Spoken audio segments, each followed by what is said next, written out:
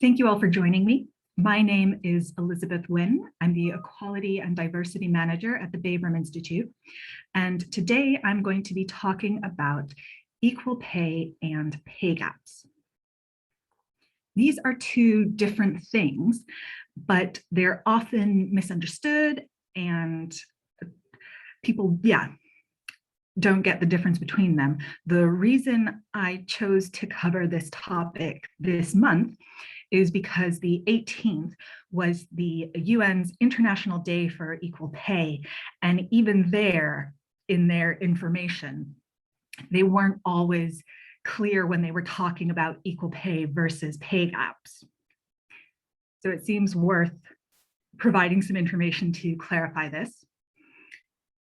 I'm going to start by talking about the difference between these two things, then looking at the state of pay gaps currently, then talking about the causes of pay gaps, and finally, what is being done and can be done to minimize pay gaps. Starting with a definition of equal pay. Pay in the UK is defined legally in the Equality Act of 2010, and it states that an individual can claim equal pay when he or she, compared with someone of the opposite sex, is employed in like work, work that is rated as equivalent, and work of equal value. This was the Equality Act replaced the Equal Pay Act of 1970 in this regard. If you haven't seen it, I recommend the film Made in Dagenham, which is a great film that covers the original strike action that led to the Equal Pay Act being created. Even though the Equality Act defines 9 protected characteristics, things like gender, ethnicity, disability, religion, for some reason, the part relating to equal pay only specifies someone of the opposite sex. I'm pretty sure this is an oversight. I think we would all agree that it's morally wrong to pay someone a different amount for the same job based on ethnicity, but technically it is legal. I'm sure if a case were ever brought to court, there would quickly be precedent set to prevent that. To illustrate the difference between, or to illustrate what equal pay means, we can just think of this figure, men and women being paid equal amounts for the same job. Moving on to pay gaps. A pay gap is the difference between median hourly earnings between categories. Thinking about men and women again, thinking about the category of gender, we can illustrate it like this. This figure has 11 men and 11 women, but because they aren't distributed equally between the different pay bands, because men are overrepresented at higher pay bands, the median hourly earnings, the difference between their salaries, if you will, means that on average, men are earning more than women. Pay gaps can apply to differences between any categories, but gender pay gaps are one of the most talked about. In the UK, gender pay gaps have been closing. So the 2019 data showed that for full-time employees, there is a gender pay gap of 8.9%. And this is the number which is normally talked about looking at full-time employees. However, if you combine full-time and part-time, you actually get a much larger pay gap of 17.3%. Considering about 25% of employees in the UK work part-time, That's not insignificant. So I think it's pretty disingenuous to present the pay gap in the UK as 8.9%. Looking at the gender pay gap just at the Babram Institute, we report this since 2017. It's been a legal requirement for all employers over a certain size to report their gender pay gaps. You'll notice this only goes to 2018. That's because of COVID. There was a delay in analyzing and reporting more recent pay gaps. Our numbers will be published very soon. I've been talking to our HR, and this updated information will be coming out soon. And the good news is that our median and mean pay gaps have continued to decrease. Probably the main reasons for this is we have been recruiting more women to group leader positions, and we've also been reducing the disparity in promotion rates. So now that's resulted in more women receiving promotions, bringing that in line with the number of men receiving promotions. And those are two factors which have helped reduce our gender pay gap. As I said, gender pay gaps are the ones which are most studied, most reported on. However, other pay gaps exist. Sorry, I forgot a slide. Not moving on to ethnicity or disability pay gaps yet. Factors that influence gender pay gap. These are factors that the government has identified. So age. For under 40s, the gender pay gap for full-time employees is close to 0. I was actually really surprised when I learned this when I was doing research for this talk. I think the reason for this can be entirely or almost entirely put down to children. The average age that a woman in the UK has her first child is 31. So if you think that in her 30s, many women will be taking maternity leave, they'll be going back to work part-time perhaps, and they might have more than one period of maternity leave. And all of this, I think, then becomes a noticeable effect once you hit your 40s. Working patterns. Women are much more likely to work part-time than men. Occupation. Men and women tend to be employed in different fields.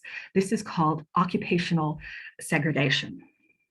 And these 5 C's, cleaning, catering, caring, cashiering, and clerical work, are fields which are dominated by women, mostly employ female employees. And these are some of the lowest paid sectors of work. Region. The gender pay gap varies by the countries in the UK, but also regions within those countries. And England has the worst gender pay gap in the UK. Also, business size. Larger employers tend to have bigger pay gaps. This makes sense to me because if you have a small company which only has 3 pay bands, you have a smaller range in which to have a gender pay gap, whereas if you've got a big company with like 10 pay bands, there's just more space to have a disparity in which rank employees are in. As I said, these are some of the main factors that the government, the Office for National Statistics, has identified. However, when they look at the amount of pay gap that can be explained by these factors, it actually only adds up to about 35% of the difference in gender pay gap, the difference in the median difference in salaries. So there's clearly a lot more factors that must be contributing to the gender pay gap. Now moving on to other types of pay gaps. Ethnicity pay gaps are another one which we have data on.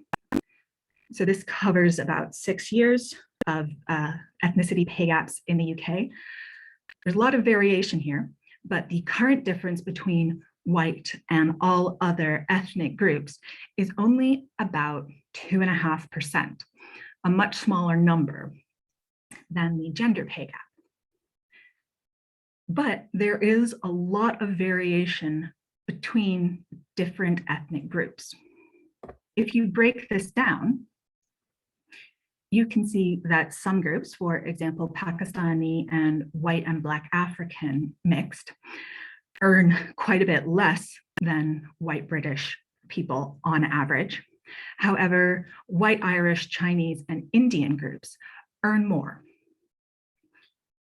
There is also a difference in the gender pay gap within these groups.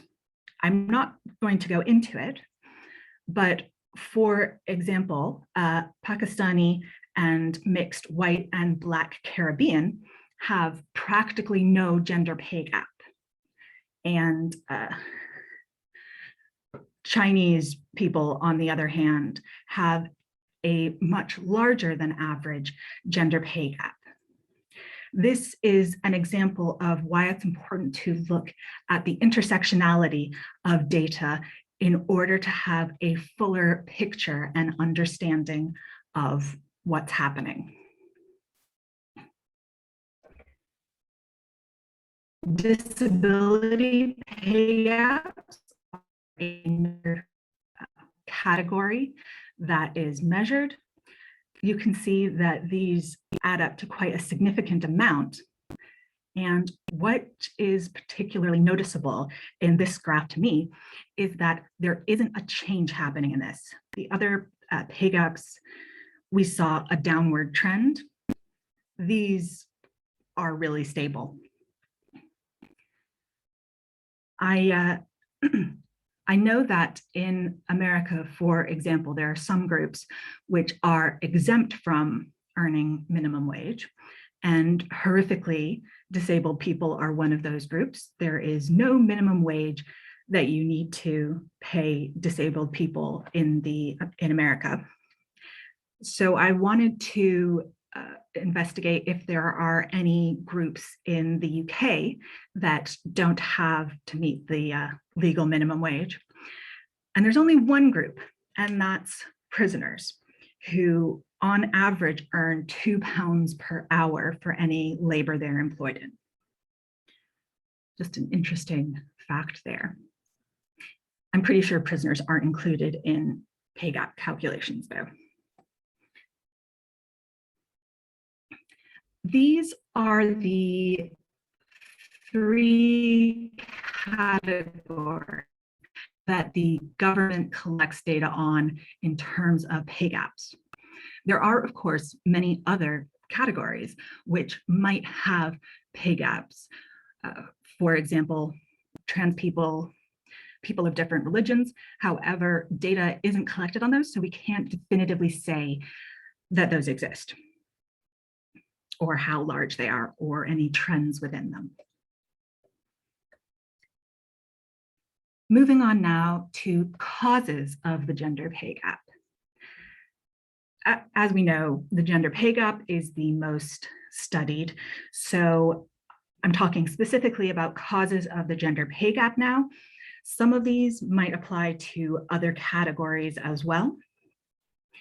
And I'm going to be talking about things which are sort of different from the ones the government identified and calculated add up to 35% of the explained gender pay gap. First of all, more men are in senior roles. That pyramid diagram I had, or pyramid illustration I had earlier on, is a really good way to illustrate that. It's also worth noting, though, that the occupation with the largest gender gap is manager, with women earning 23% less than men. So even when women reach senior levels, they are underpaid compared to men. Occupational segregation and how work is valued. When I was researching this talk, I came across a suggestion on how to minimize gender pay gaps, which said, choose your occupation carefully. So essentially it was suggesting that women should choose not to go into these lower paid roles like caring and catering, which is not going to solve any gender pay gaps because we need people in those roles. We can't get rid of those caring and cleaning roles. Society is always going to need those. So it's more about how work is valued. The fact that these essential and important roles for society to function are valued so lowly.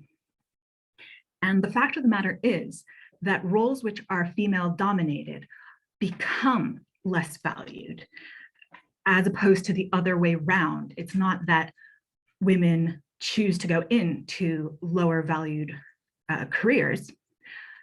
There's a really pronounced and obvious effect that when a career, a sector reaches a tipping point where it becomes more female, the pay goes down.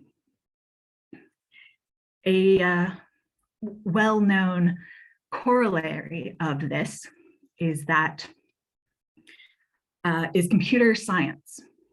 When computing, programming first became a thing, first became a career, it was female dominated. When these sort of calculations were all done by hand, it was viewed as a female role, something very similar to clerical work. Then mechanical and electronic computers came in that could do these calculations much faster and more accurately. And because women were already in that sector, they were the first programmers. But as the field of computer programming became more male dominated, it suddenly became much more prestigious and paid better.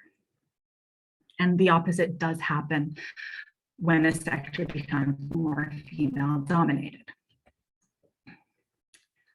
Working part-time and unpaid work, women are much more likely than men to work part-time, and this often results in less chances for career progression, unfortunately. And women also take on the bulk of unpaid work. And because women do so much work that they aren't being paid for, that means they do less work, which is paid for overall. Finally, unequal pay. Unequal pay is illegal, but just because something is illegal doesn't mean it doesn't happen. And it can be difficult for employees to realize when they are being paid unequally. Finally, I'm going to move on to how to minimize pay gaps. Some of these suggestions are things which individuals can do. Some are things which companies or even governments can do, but that doesn't necessarily mean it's not relevant to you. You can suggest to your employer or write to your MP about making changes which will minimize pay gaps. Some of these are going to be specific to gender pay gaps, but some are more broadly relevant. Be transparent about pay. This is the most suggested thing for minimizing pay gaps and one of the most powerful tools. So for example, I earn a bit under 35,000. The reason for this is it lets you find out unequal pay. It lets you find out how much you're making, how that compares to other people, and and allows you to fight for more equal pay. It gives you the necessary information to back that up. And it's actually better for companies and employees when these things are clear. Workplaces that are very transparent about pay have happier employees. This is also something that governments can do. In a lot of, maybe all of the Scandinavian countries, everyone's salary and tax records are available to everyone. And those are the countries in Europe which have the smallest gender pay gaps. There is one caveat about that, and that's don't disclose your current salary at interviews when you're applying for a new job. I'm going to give you an example of how this could further or perpetuate pay gaps. So say you have equally qualified candidates, a man and a woman, and the employer asks, how much do you currently make? The man says, I make 45,000. Woman says, I make 40,000. The employer, without meaning to, without consciously deciding to be discriminatory, could think to themselves, well, in order to give a competitive salary offer, we would probably need to pay the man 50,000, we would probably need to pay the woman 45,000, as an example. I feel that it's very common in the UK for job openings to display a salary range, except when you get to higher levels or senior positions.